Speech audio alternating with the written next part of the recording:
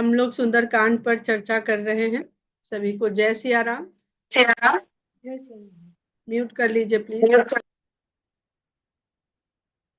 तो कल शायद हम लोग कनक पर बातचीत कर रहे थे। अगर वहीं पर थे तो कोई भी बता दे।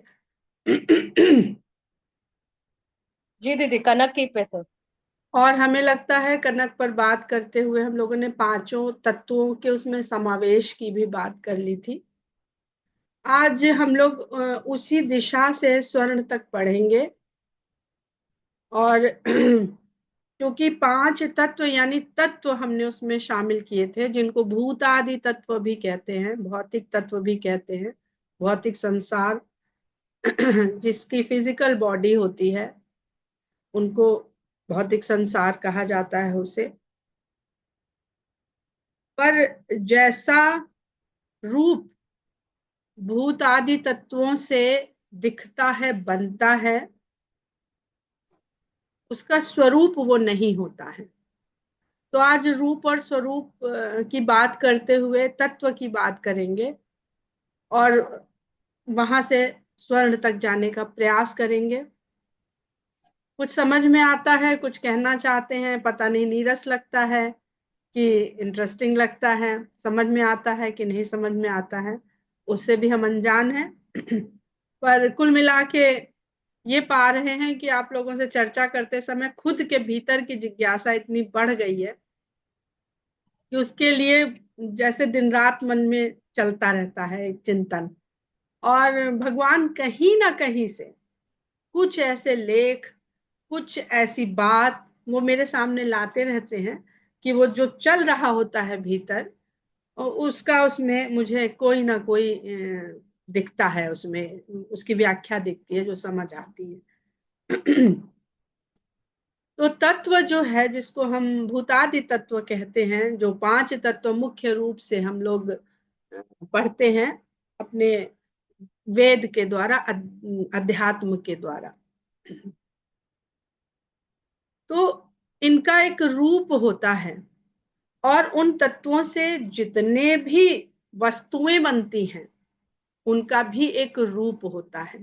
अगर हम स्वयं को भी वस्तु मान लें, क्योंकि हम भी तो उन्हीं तत्वों से बने, तो अगर हम भी वस्तु हैं तो हमारा भी एक रूप होता है।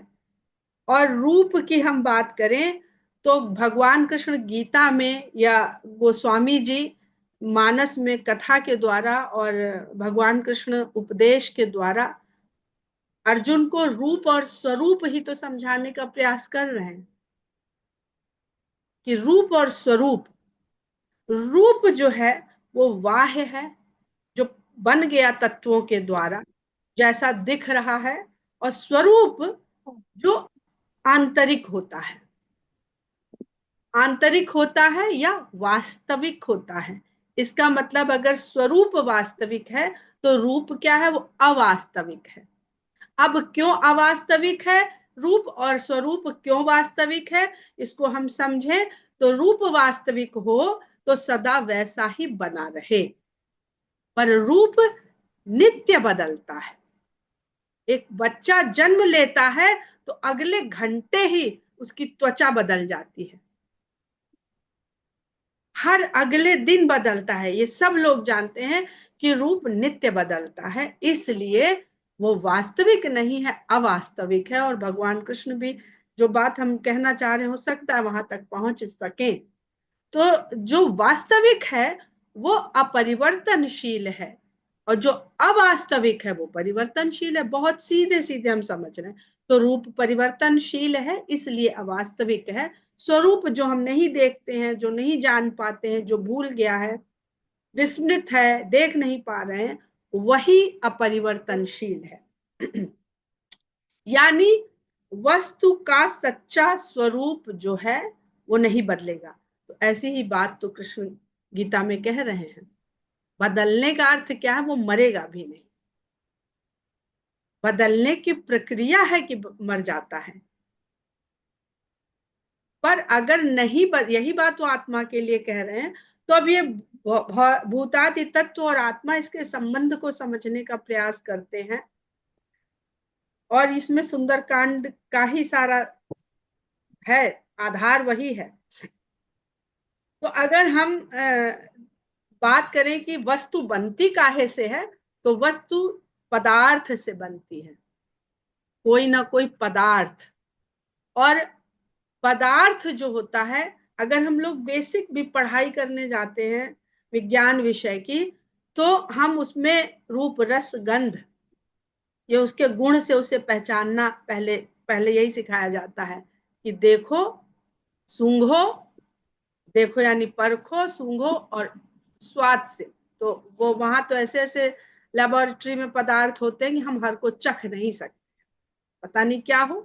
पर तरीका यही है। हम अपने किचन की अगर बात कर लें, तो नमक है कि चीनी है, तो हम देखते हैं सूंघते हैं तो भी फर्क नहीं पता चलता है, तो हम चखते हैं। सोडा है कि बेकिंग पाउडर है, तो हम उसको चखते हैं, सूंघते हैं, उससे भी पता चलता है।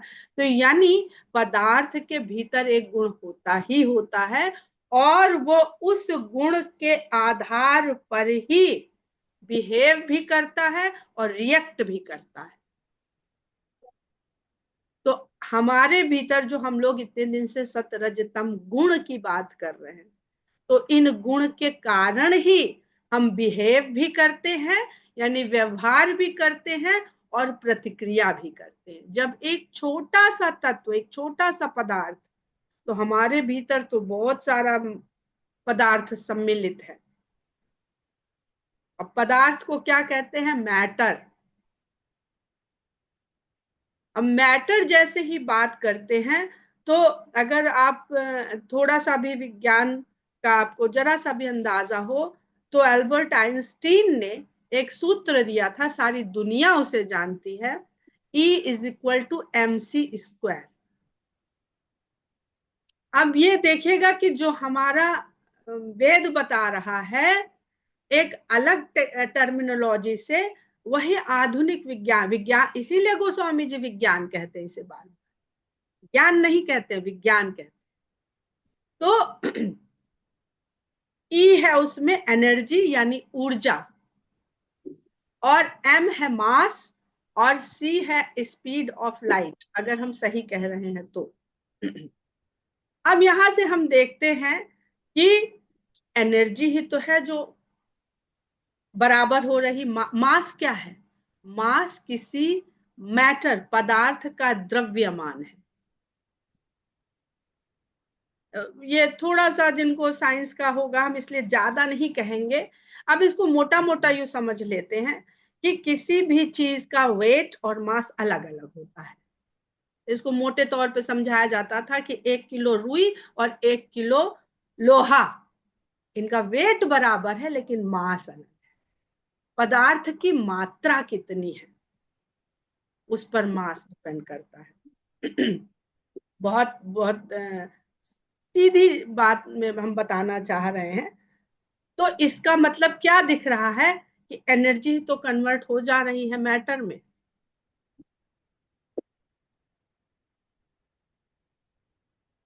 पर वहां पर मैटर जो पदार्थ है, वो जो हमारा शरीर है, ये कैसे बन गया है? अगर क्वांटम फिजिक्स को थोड़ा सा इंटरेस्ट लीजिए, उसको देखिए, तो आज वैज्ञानिक ये बता चुके हैं कि जब एटम, एटम के छोटे से छोटे पार्टिकल की तरफ हम बढ़ते चले जाते हैं, खोज करते चले जाते हैं, तो अंत में हमें ऊर्जा मिलती है। और ऊर्जा ही घनीभूत हो करके सबसे छोटे पार्टिकल का निर्माण करती है। तो क्या मतलब हुआ कि ऊर्जा संगठित हो गई, तो वो मैटर बना रही। तो जब वो मैटर नष्ट हो रहा है, ऊर्जा नहीं नष्ट होती है, ऊर्जा सदा समान रहती है। एनर्जी को कांस्टेंट कहा जाता है, वो बदल जाती है, रूप ले लेती है, समाप्त नहीं होती। तो यही तो भगवान कृष्ण कह रहे हैं। तो हम मरते नहीं हैं, हमारा जो मटेरियल है वो खराब होके, खत्म होके, डिके होके खत्म हो जाता है। यही वास्तविक स्वरूप है जो सदा एक सा रहता है। तो अब हम यहां से आ जाते हैं, यहाँ पे एक और प्रश्न फिर दिमाग में आ गया। एक सुबह आर्टिकल पढ़ा और बहुत नई रिसर्च है वो, शायद जब E = mc² हम पढ़ रहे हैं। प्रकाश क्या है? प्रकाश को कल्पना करिए, मुझे नहीं पता ये सच है कि नहीं है, बस कल्पना करिए। प्रकाश को अगर बहने से रोक दिया जाए तो क्या होगा? चल रहा है ना, बर्फ। प्रकाश लगातार चलता है, और अभी तक हमारी नॉलेज में जितनी गतियां हैं उसमें प्रकाश की गति सबसे तेज। तो अगर प्रकाश की गति को रोक दिया जाए, हम आप तो नहीं रोक सकते हैं, पर जिसने इस प्रकाश को पैदा किया है, बनाया है, वो रोक सकता है। तो कल्पना करिए और बताइए आप कि क्या क्या आपको दिखेगा, क्या किस तरह वो दिखेगा प्रकाश। मुझे ऐसा लगा अंगार। कल्पना करते हुए कि वो स्वर्ण जैसा दिखेगा। और इसी को ब्रह्मांड कहते हैं, इसी को हिरण्यगर्भ कहते हैं, इसी को वो कहते हैं कि जहां से सब कुछ निकलता है, विस्तार लेता है और रचता है।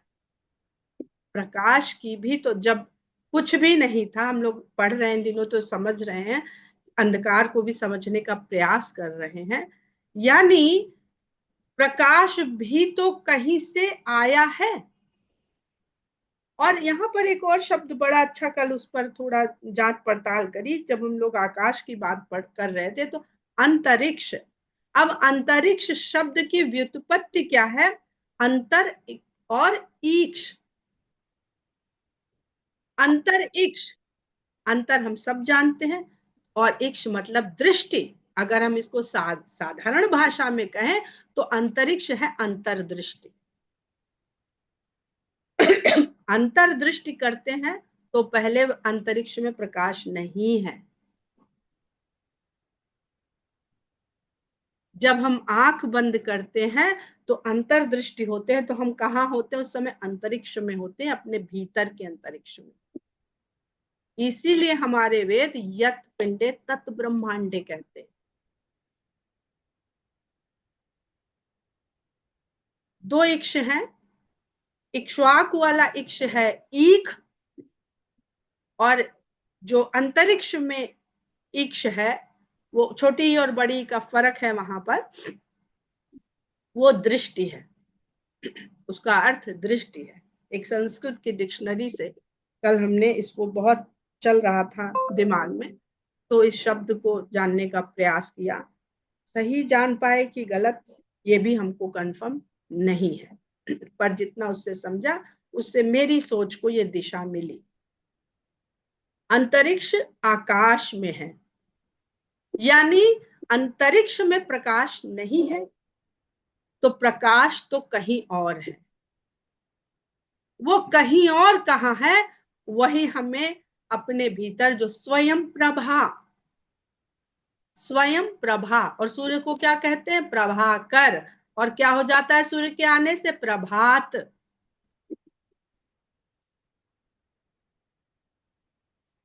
तो जहां से सूर्य उदय होता है उसको हम कहते हैं पूर्व दिशा। और कौशल्या माता को बालकांड में प्राची दिश कहा गया है। चौपाई मिलेगी, वहां राम प्रकट हुए हैं। सूर्य तेज है, भगवान प्रकाश है, ज्ञान है मनुष्य के रूप में। तो अब हम लोग आ जाते हैं स्वर्ण पर। तो प्रकाश ही अगर स्वर्ण है तो फिर ये पदार्थ के भी दो हो गए, एक रूप और एक स्वरूप। रूप क्या है? रूप है जो स्वर्ण मृग है, जो सोने की लंका है। इसीलिए स्वर्ण मृग को गोस्वामी जी कई जगह कपट मृग लिखते हैं। स्वर्ण मृग तो है, पर अगर बाहर से दिख रहा है खाली तो वो कपट मृग है, क्योंकि जब वो मरता है तब वो कैसा दिखता है? राक्षस, अपनी देह प्रकट करता है, तो वे सोना नहीं है। और वास्तविक स्वरूप क्या है? जो हनुमान कनक बरन तन तेज बिराजा, मानहु अपर गिरिन कर राजा। ये उस स्वर्ण का स्वरूप है जिसका वर्ण हनुमान जी का वर्ण है, यानी वो अंतर्दृष्टि जो हनुमान जी अपने भीतर देख चुके हैं। तो और उनके हृदय में कौन बैठा है? सब जानते हैं कौन बैठा है। तो जब उनके हृदय में राम सीता विराजमान है तो असली स्वर्ण क्या है? वही फिर वो कनक भूधराकार शरीरा, सोने के पहाड़ के समान शरीर। और सुमेरु क्या है? सोने का पहाड़। अभी संजना ने जो प्रश्नोत्तरी बना के भेजी थी, सुमेरु, उस पर नहीं जाएंगे। सुमेरु पे हम लोग बहुत बार चर्चा कर चुके हैं। सुमेरु भी सुंदर मेरु पर्वत है जो मेरुदंड के ऊपर स्थित है। अभी अगर आप लोगों ने मेरा वीडियो सुना होगा, क्या है मंगलकारी हनुमान, वहां पे इसका थोड़ा सा जिक्र किया है और उसी को विस्तार मिल रहा है। तो वास्तविक सोने का पहाड़ क्या है? हनुमान जी का अपने स्वरूप को जान लेना। और दूसरी चीज देखिए, लील्यो ताहि मधुर फल जानी। सूर्य को, पहले भी हम लोगों ने बात करी कि सूर्य को लील लेने का मतलब है, जो हम लोग कहते थे ना, पूरी किताब घोंट के पी ली। तो क्या किताब घोंट के पी लेते थे? पन्ने फाड़ते थे और मिक्सिंग चलाते थे और शरबत बनाया और पी लिया? सूर्य को भगवान ने सबसे पहले गीता का उपदेश दिया है और उस सूर्य को भगवान हनुमान जी ने, बजरंगबली ने लील लिया है। तो इसका अर्थ अब आप लोग समझ सकते। अर्जुन से पहले हनुमान जी उसको लील चुके हैं और लील चुके हैं इसीलिए उन्हें, पर भूल भी चुके हैं, क्योंकि मनुष्य के भीतर ये वरदान और शाप दोनों घुसे हुए हैं कि भूल जाओगे। लेकिन अच्छाई ये रही कि उनको जामवंत जैसे बताने वाले मिले, याद दिलाने वाले। उन्होंने और कुछ नहीं बताया, उन्होंने ज्ञान थोड़ी दिया, सिर्फ उनको याद दिलाया है। अब याद कैसे आया? जब तक सुग्रीव की संगत में थे तब तक भूले रहे। जैसे ही राम की संगत में आ करके राम के काज के लिए आगे बढ़े तो याद आ गया। हम अपने दैहिक रिश्तों के लिए जब तक लगे रहेंगे तब तक हम अपने वास्तविक स्वरूप को भूले रहेंगे। जिस दिन हमको ये समझ आ जाएगी कि ये कार्य तो किसी और का है, खाली हमको करने के लिए यहाँ पे भेजा गया है और हमें करना है अपनी पूरी क्षमता से, उस दिन हम अपने वास्तविक स्वरूप को खुद ही जान जाएंगे। तो ये हनुमान जी के जो लक्षण के द्वारा ये ज्ञान गोस्वामी जी ने सुंदर कांड में समाहित किया है, स्वर्ण के द्वारा, पहाड़ के द्वारा, ये मुझे ऐसा समझ में आया है।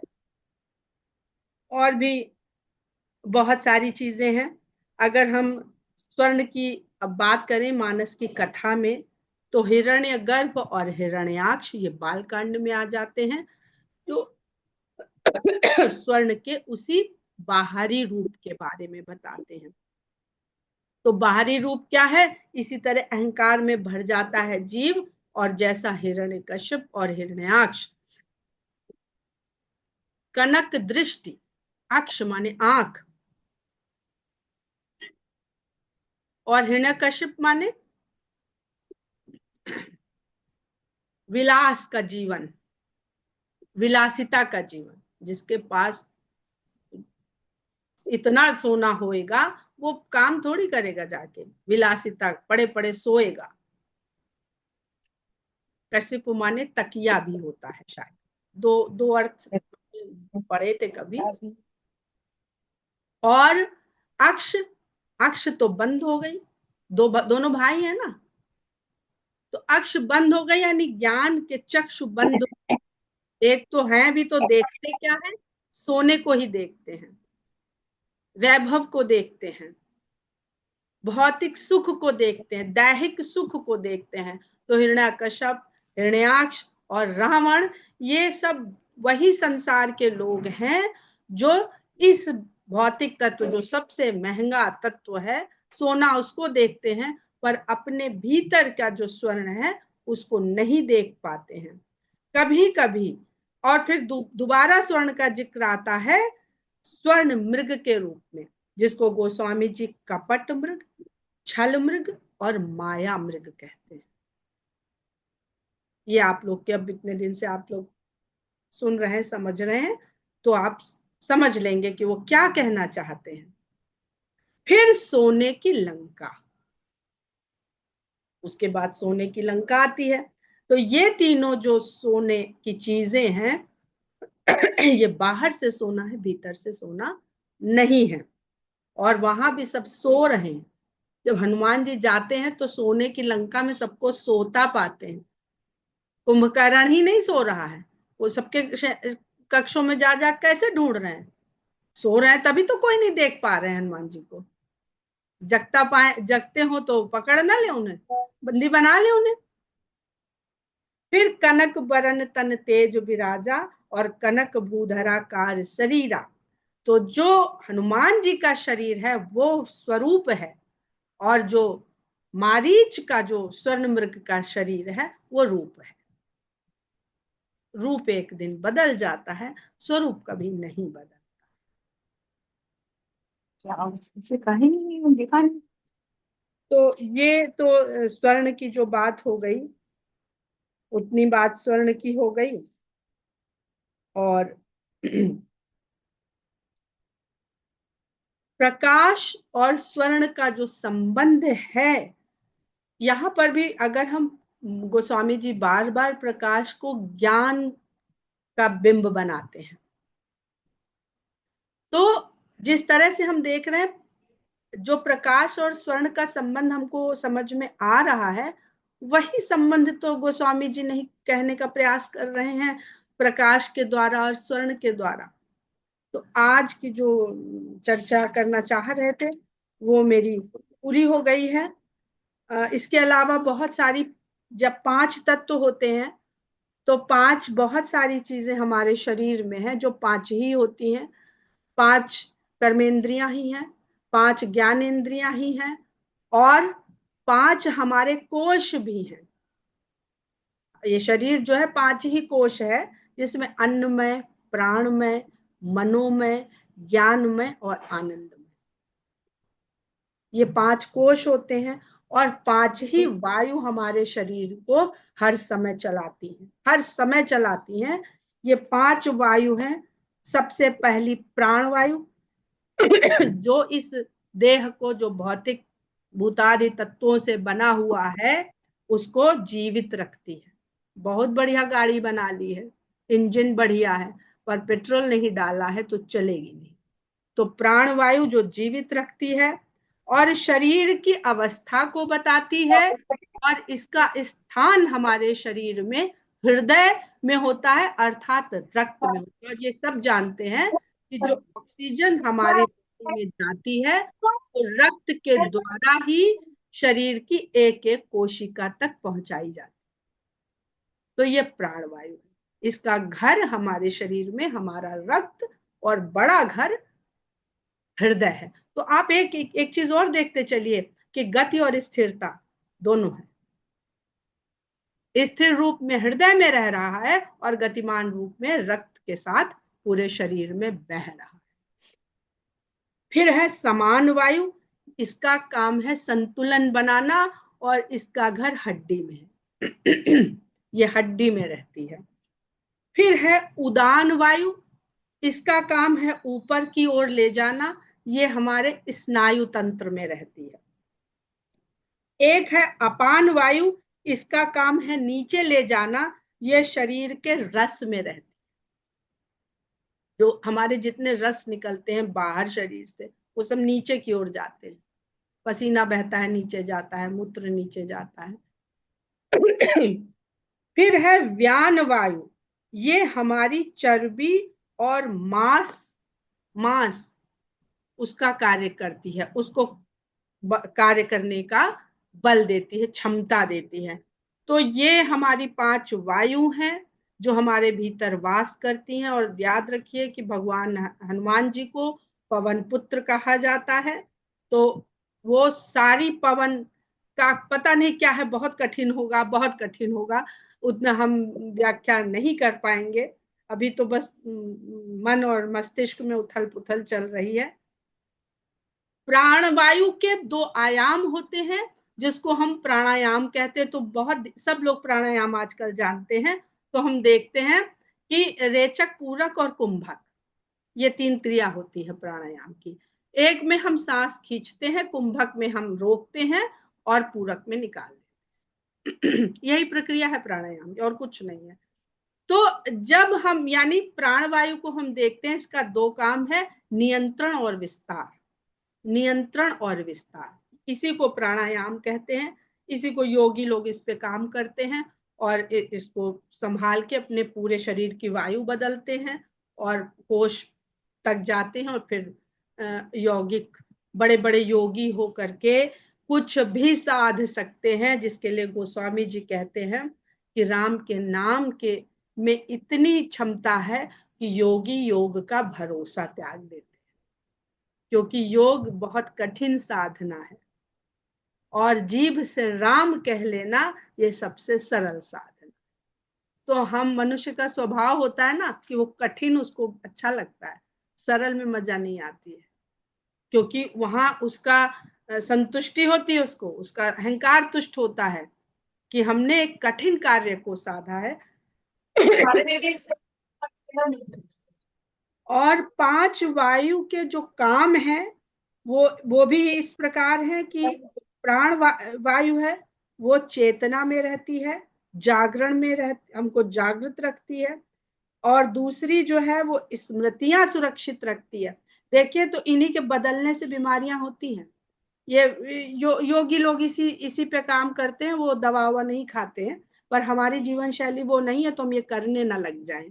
क्योंकि ऐसी ही जीवन शैली होनी चाहिए। पाचन क्रिया में काम करती है, हृदय में रक्त प्रवाह और मन के विचार को बदलती है या स्थिर रखती है। तो इसकी भी बहुत बड़ी साधना होती है कि मन का विचार घड़ी घड़ी बदलता है। ये हमारी उन्हीं वायु के, जो भी हम लोग बात कर रहे थे कि गुण के कारण ही क्रिया और प्रतिक्रिया होती रहती। तो जैसी वायु हमारे शरीर में जिसका प्रभाव अधिक है, तो उसको अगर हम संतुलित कर लें, अपने वश में कर लें, तो ये जो मन का बदलना है ये स्थिरता की तरफ आ जाता है। और योगी का एक ही काम है कि मन को स्थिर रखना। तो मन को स्थिर रखने के लिए आरंभ में वो तन को स्थिर रखते हैं, यानी एक आसन लगा करके बैठते हैं। फिर जब वो सिद्ध योगी हो जाते हैं तो उनका तन चलता रहे तो भी उनका मन स्थिर रहता है। जैसे भगवान शंकर हैं, एक जगह आसन लगा करके बैठ के ये बताते हैं कि ये तन की वो स्थिति है जिसमें मन स्थिर रह सकता है। और भगवान राम सदा गतिमान वनवास करके ये बता रहे हैं कि ये मन की वह स्थिति है जिसमें तन गतिमान रहे तो भी मन स्थिर रहता है। उनका मन बदलता नहीं है। अरे यार, बेकार छोड़ के अयोध्या चले आए, एक बार तो ट्राई करना था, लक्ष्मण कह रहा था, कभी मन नहीं बदला। बहुत सुंदर प्रसंग हैं सारे, बहुत गूढ़ भी हैं और सरल भी हैं। जिनको ज्ञानी है, जिन पर प्रभु की कृपा है, उनके लिए सरल हो जाते हैं। हम जैसे लोगों के लिए गहरे हैं, गूढ़ हैं, कठिन हैं, लगे रहते हैं। तो कुछ ना कुछ वहां से पा ही जाते हैं। जय सिया राम। अब आप लोग जो भी कहना चाहें कह सकते हैं।